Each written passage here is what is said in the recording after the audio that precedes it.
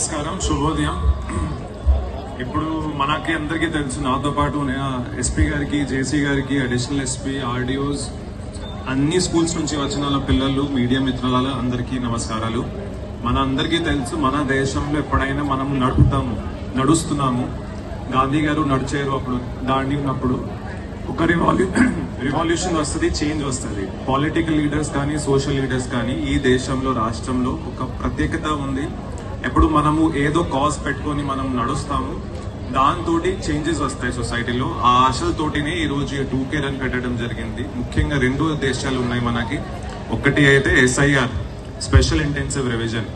ఒక 2002 తర్వాత ఇప్పుడు ఆల్మోస్ట్ 24 సంవత్సరాల తర్వాత ఇప్పుడు మనము ఇది చేయబోతున్నాము. ఆల్రెడీ ఈ రోజు నుంచి మొదలవుతుంది. ప్రతి ఇంటికి మన BLO వారు వస్తున్నారు. వారికి సన్మానించండి, వారితోటి సహకరించండి. వారితోటి అడిగిన ప్రశ్నలు ఏవైతే ఉంటాయో, ఫార్మ్స్ ఏవైతే ఉంటాయో, దాంతో మీరు పూర్ణంగా మీ సహయోగం ఇస్తేనే మనం ఈ ప్రక్రియ చేపడతాము.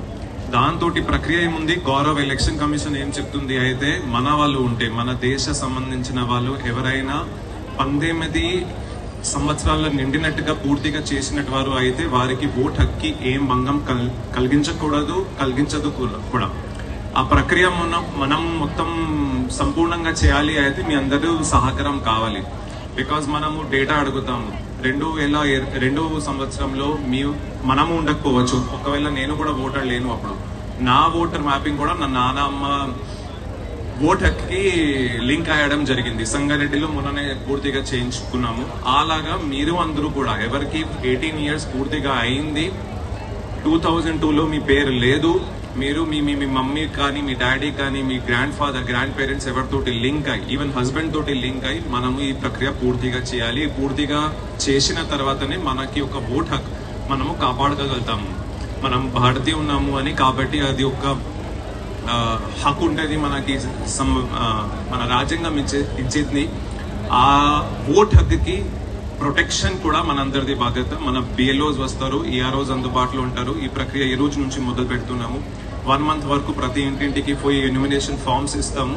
ఆ తిరిగి మనకి వస్తే ఆ తర్వాత ప్రక్రియ చేపడుతుంది. అలాగనే ఎస్పీ గారు చెప్పినట్టు ప్రకారం మాదక ద్రవ్యాల గురించి అందరూ యంగ్స్టర్స్ ఉన్నారు. Okay, you are the future voters, future of this country, of this district. కాబట్టి దయచేసేసి ఇవన్నీ చెడ్డ అలవాట్లు ఏవైతే ఉన్నాయో మన సమాజంలో, అది మనమే కొట్టాలి. కొట్టకపోతే బయట నుంచి ఎవరు వచ్చి ఇది చేయరు.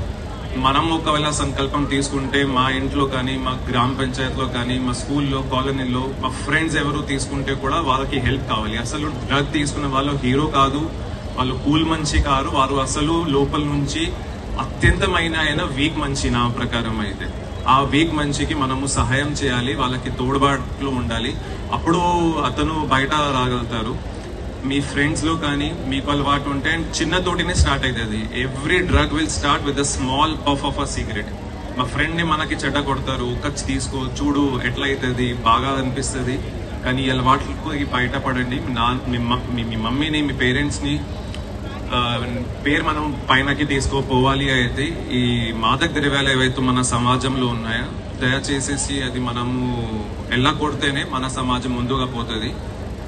ఐ కంగ్రాచులేట్ ఎస్పీ గారు, మన ఎంప్లాయీస్, మీరు అంత భారీ సంఖ్యలో ఇక్కడ పాల్గొన్నారు. Specially students. ఒక ప్లెజ్ తీసుకుంటామా? యంగ్ స్టూడెంట్స్ ఉన్నారు, ఒక ప్లెజ్ తీసుకుంటామా? దట్ ఎప్పుడు మనము ఏమైనా మాదక ద్రవ్యాలు ఎప్పుడు వాడితే కూడా, మా వాళ్ళు కూడా వాడితే, మా ఫ్రెండ్స్ వాడితే, అప్పుడు కూడా మనము వారికి హెల్ప్ చేస్తాము.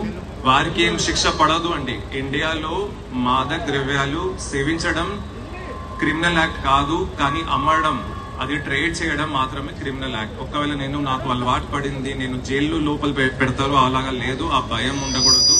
మనం మాత్రం చేసేది వారికి సమాజ్ సేవ లాగా డి అడిక్షన్ సెంటర్ లో పెడతాము. వారు ఎక్కడైనా మీకు ఇష్టమైన సెంటర్ ఉంటే అక్కడ పెట్టి మీకు ట్రీట్మెంట్ చేయడం పడుతుంది. సో మీరు అందరూ ఉపికతోటి విన్నా, ఎంతమంది వచ్చారు, ఆల్మోస్ట్ ఎండ కూడా ఉంది, కానీ కొద్దిగా సహకరించారు. దేవుడు కూడా మబ్బులు వచ్చినాయి మధ్యలో. మీ అందరూ వచ్చారు. మీ అందరికీ శుభోదయం చెప్తూ సెలవు తీసుకుంటున్నాను. Thank you.